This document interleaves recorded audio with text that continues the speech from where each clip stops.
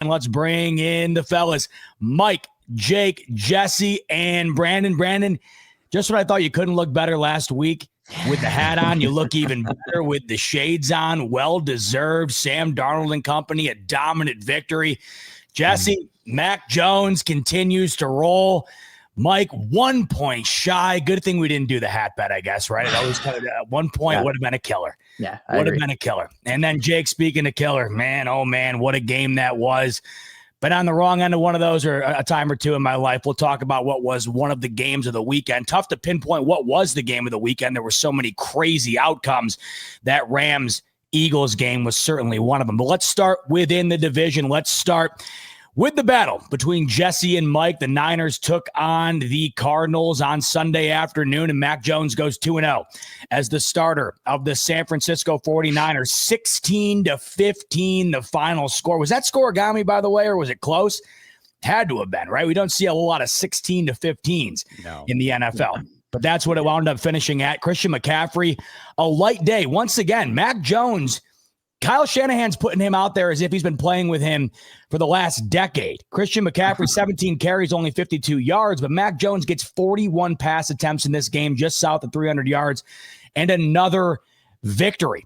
Meanwhile, on the other end of things, Kyler Murray, 22 of 35, 159 on 35 attempts with a touchdown. Marvin Harrison Jr., 44 yards, a drop or two in that game. I'm sure Mike's going to want to talk about.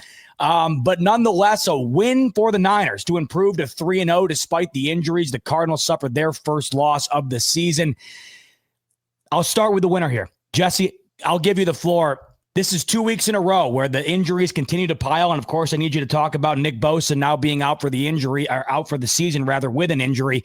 Yet another devastating blow to these Niners, yet they somehow continue to be resilient, keep rolling 3-0. Talk to me about what you saw over the weekend. Yeah, I mean, great game. Really fun game, first of all. It was low scoring, but defenses were on fire. Arizona's defense is really good, and they were without their secondary. The 49ers had a ton of injuries at receiver, so it kind of evened things out. But it was just a fun game to watch. I got to say that game certainly turned on the drive that you're talking about, where Marvin Harrison had the massive drop. Then DeMarcado has a drop as well. Easy walk-in touchdown. That's 7 points twice taken off the board. And you've got to wonder what is going on with this Cardinals offense. I entered the season thinking that the Cardinals were a team that could compete for a playoff spot, and that defense was for real. Maybe they make a trade at wide receiver, but I have zero faith in that offense, like absolutely none. There's nothing over there that scares me as a 49er fan, even without Bosa. Bosa goes out, you still couldn't put the ball in the end zone. And it's really bad over there offensively for Arizona. I'm sure that there's a lot of infighting. Is it the offensive play caller? Is it Kyler? Is it the whatever it is, there's a problem over there. And it's usually not one thing. It's not just the coach. It's not just Kyler or the receivers. It's a little bit of everything. There's nobody over there that is explosive enough to take the top off. It allows everybody to just get in the box and stop James Conner, who also got injured. Gosh, prayers go out to him. That's probably potentially a career ender for him. I mean, he's an older running back, so that's too bad. And ultimately, the Cardinals just couldn't get it done when they needed to. They just couldn't score the points. And Mac Jones, man, listen, it wasn't perfect. He's a backup quarterback. Last week, I talked about 39 attempts and how rare that is that happens in this offense. And Kyle Shanahan always seems to do this with his backup quarterbacks. But then he comes out and gets 41, which is more than Brock Purdy's attempted in any of his games. He's attempted 41 times, and that was in his 39th start. Mac Jones doing 39 and then 41 back-to-back weeks is absolutely crazy to me. And he did enough. I mean, he did enough. He threw a pick. He did the Jimmy Garoppolo thing where he's the arsonist and the firefighter. He throws the pick. It ends up being costly. And then he comes back and drives him down the field in crunch time, and the 49ers get the win. Mac Jones did more than what was expected of him. I believe that Brock Purdy should be back this week. He was close to playing last week. I think he'll make his second start here this week. And Mac Jones re-aggravated his knee as well. So he did so with an injury, being under duress. 3 offensive linemen had a pass block win rate that was awful. It was like 30 something percent. It was terrible. So Mac Jones did his thing. He did enough. And the 49ers are getting an influx of talent back. Brandon Ayuk will be back by week 6. Malik Mustafa will be back by week 6. Kittle will be back by week 6. Demarcus Robinson will be back this week. Jennings should be back this week. Brock Purdy should be back this week. So the talent is getting added to this team. The unfortunate thing is Bosa went down. And so the question becomes, do you replace Bosa? Do you go try to trade for a Kayvon Thibodeau or something like that? I don't think the 49ers should. The whole point of this season for the 49ers was to learn how to win close games. Check, they're doing that. It was to develop those young players. Check, they are doing that. And the last thing was to roll over as much cap space as possible, because the future of this team is really what you're looking at. It was never about the 2025-2026 season. And if you go spend assets, you're going to take away from future draft picks that are going to be important, and you're going to take away from future money. This team is 3-0. I appreciate that. I still think they're the second best team in the division. I still think they're going to make the playoffs with 10 wins. They're not a Super Bowl contending team, in my opinion. A true Super Bowl contending team with Bosa, you're not going to get a Kayvon Thibodeau or somebody like that and be a true Super Bowl contender. So don't waste the assets. Develop these young guys. Get the influx of talent back on offense. Kyle Shanahan and the offense can go win games, and I think they can get to 10 wins still. I'm very confident in that.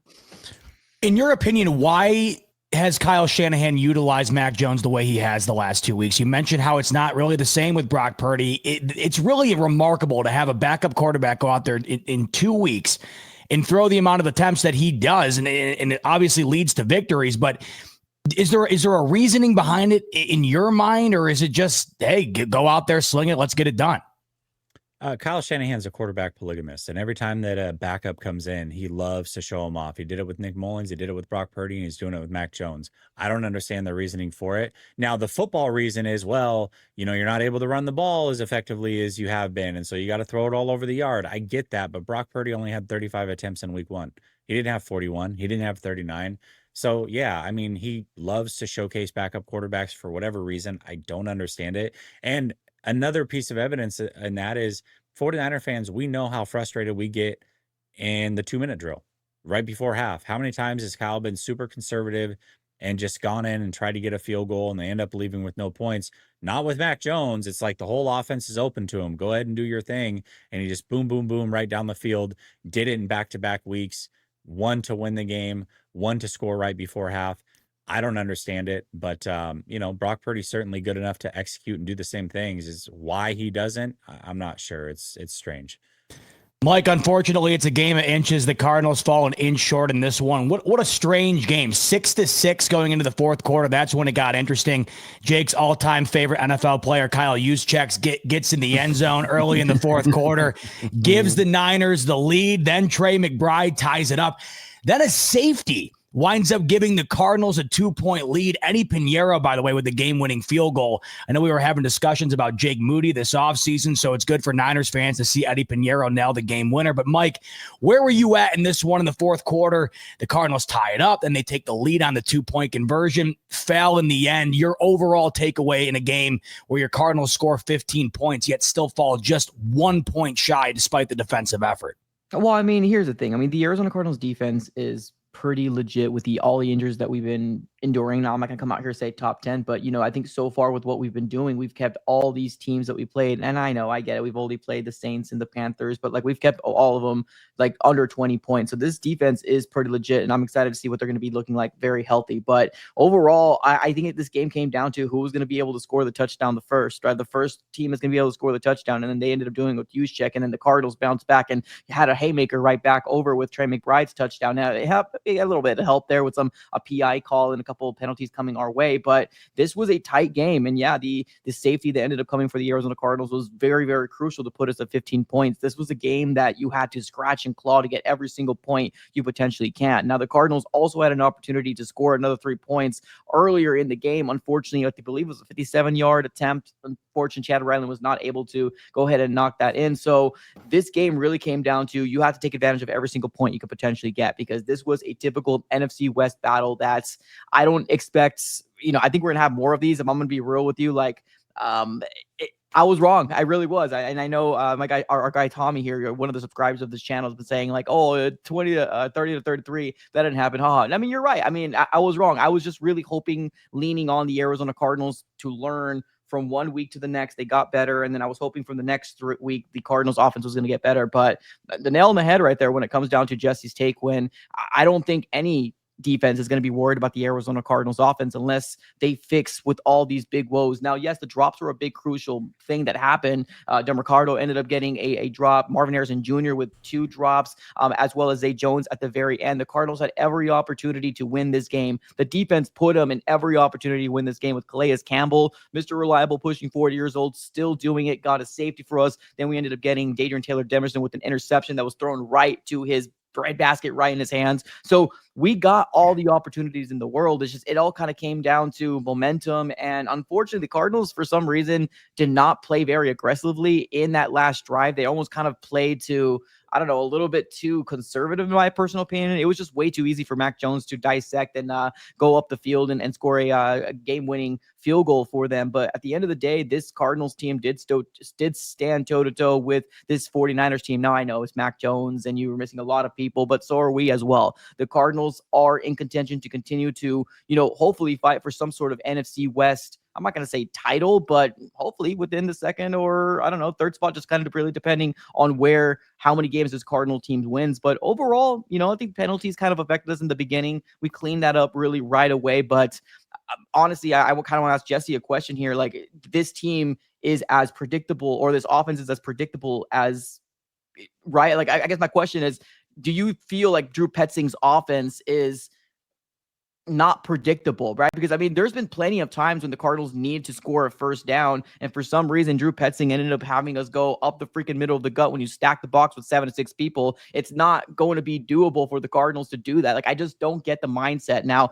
this is not on Drew Petzing alone. This is not all on Kyler Murray. This is not all on the offensive line that has not been great. It's a lot of nuances that are making this terrible product that we're seeing on the field with the offensive side of the ball. There's a lot of frustrated Cardinal fans right now because we're expecting in year 3 to get all this stuff cleaned up, and Marvin Harrison Jr. has not really shooken out to the way that we wanted him to. But I guess my question goes to you, Jesse. How predictable was this offense for you for the Cardinals? Man, I was having Seattle Seahawks flashbacks from 2 years ago. I really was. It was so predictable. It's so vanilla. Yes, he moved some guys around, but it's the basic back and forth, just one guy in motion, nothing crazy. And the other thing that he doesn't do is he doesn't hammer advantages. Like, McBride is an advantage. He was an advantage in this game, and they just hammer that until it stops working. Just keep going to the well until you can't anymore.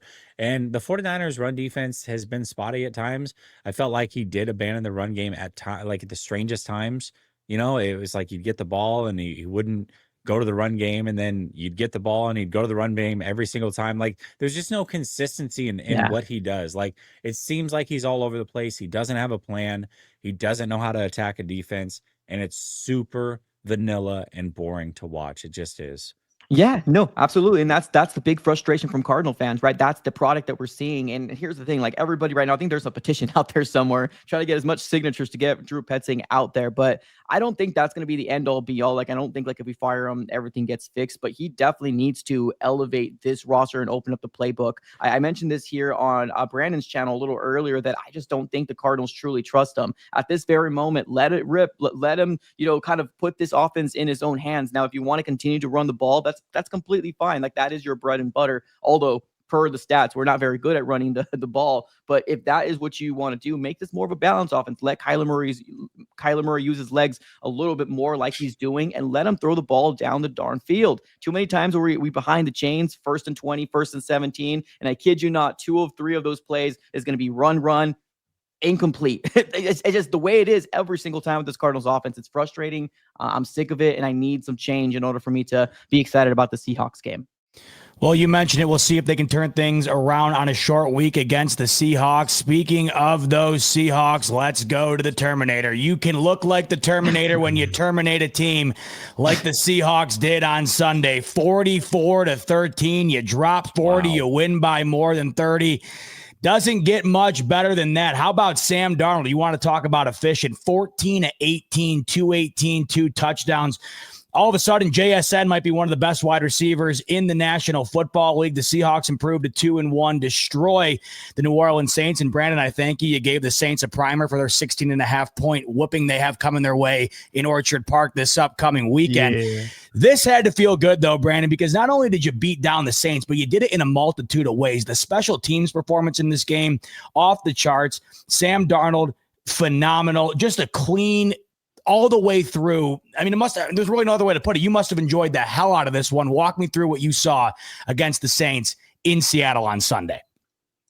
This was Jameson Winston finger-licking good W style is what this was. And it was also really nice because any of us that look into this to try to do any evaluation on a team, hope you're right about certain takes and angles that you see and that you're really feeling are going to be the truth. And then that plays out that way and how you see it on the field. Torrey Horton going nuts in this game, not necessarily catching a ton of balls because you didn't throw a ton of balls. You only had like 21 passing attempts in this whole entire game. He has a phenomenal punt return touchdown, 95-yarder that he really makes happen. Good blocking, but shows it off there, then comes right back and gets a touchdown catch in the back of the end zone. I talked this whole offseason and trying to sell and convince these gentlemen on this panel that Sam Darnold indeed was a good quarterback and that indeed he could get the job done. And they scoffed at me. Z-Bot, they laughed at me. Z-Bot, they spit in my face. Z-Bot, and I still wiped the spit away. And I said, you gentlemen, watch. You kind sirs, watch what will happen. And he is making me look mighty good with that as the #1 rated quarterback by PFF through 3 weeks of the season. And then you just see the defense starting to come forward as well within this and what they were looking to supply last year. It was a good defense. The place you maybe looked and hoped to get a little bit better would be maybe stopping the run. You started out bad. You got a little bit better as the year went along. You were ending up middle of the road.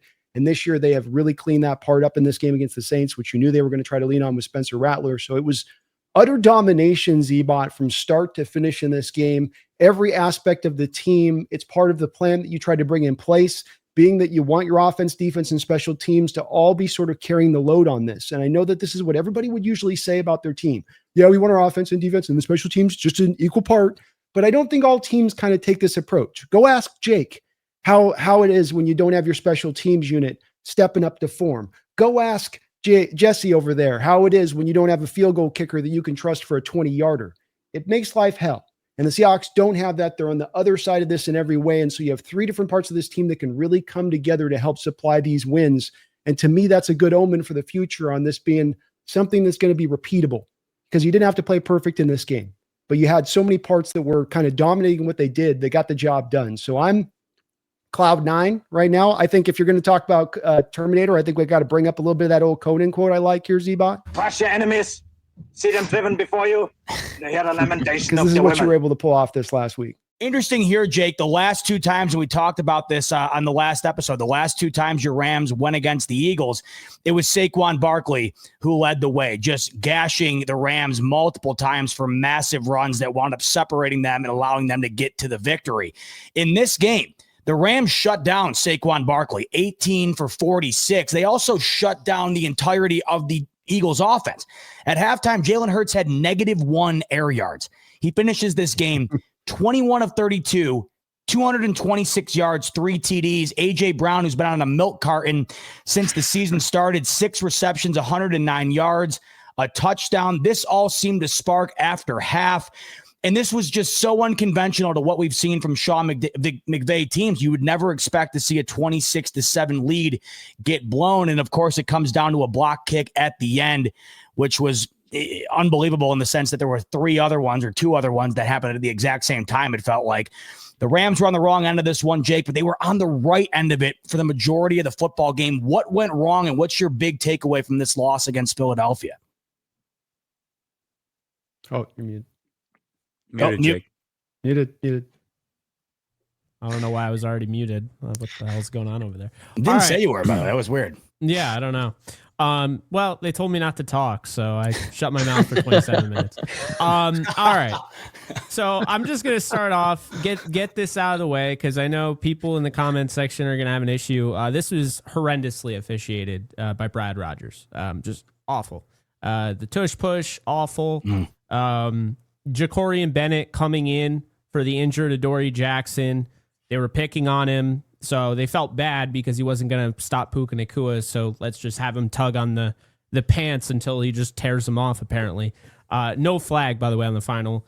But yeah, look, it wasn't just the officiating. They sucked. We know that. And when you're the Super Bowl champions, unless you're the Rams in 2022, you get the benefit of the doubt. So really what it comes down to is you can't be in a close game against this team. They'll find a way to win. They'll find a way to win even if they're down by 19. The Rams had every opportunity. They kicked 6 field goals in this game, 2 of which were blocked. And that's just, that operation's terrible. But what I don't want to do is discredit the whole special teams unit, because the kicking game is a lot different than, the hands team and what have you. And I think Josh Carty would have been the MVP of this game if he had an opportunity.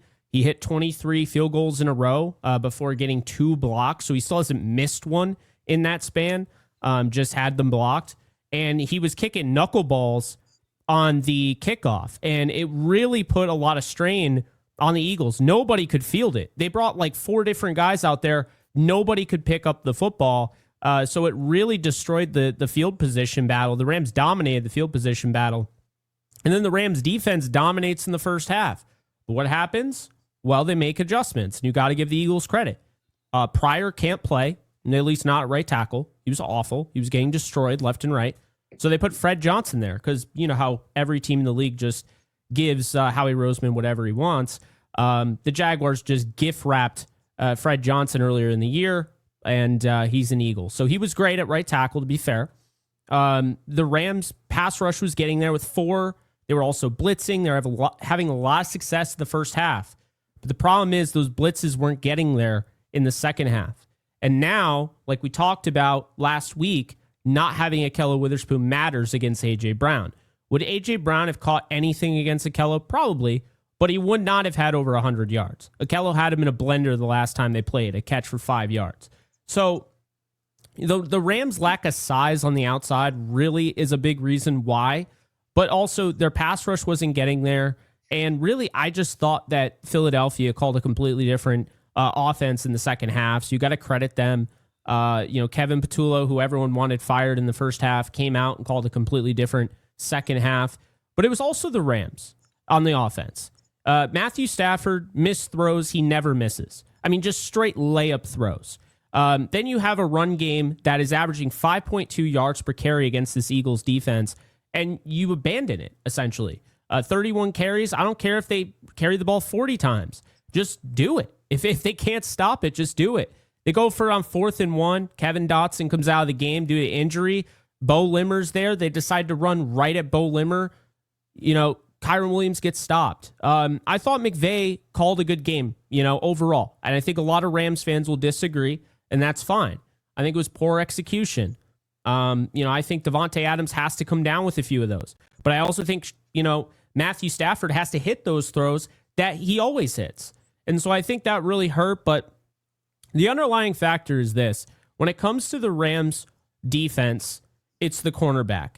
When it comes to the Rams offense, right now, it's pass protection and the lack of diversification in the passing game. You can't just throw 28 times to Devontae Adams and only have a 46.4 reception percentage. You can't just throw to Puka Nacua. If you don't get other guys involved, well, guess what? Teams are going to key in on those 2 guys, right? Jordan Whittington is tied with Davis Allen for 4 targets. He got the start at slot in this game. So he's not getting enough targets. And then they're running 12 personnel at the 11th highest clip in the league. And they're not a 12 personnel team throughout Sean McVay's history, but they're running 12 personnel at an 11th highest clip. And they are not getting the tight ends involved in the passing game. So that's the issue right now. Kyron Williams is 3rd on the team in targets with 6.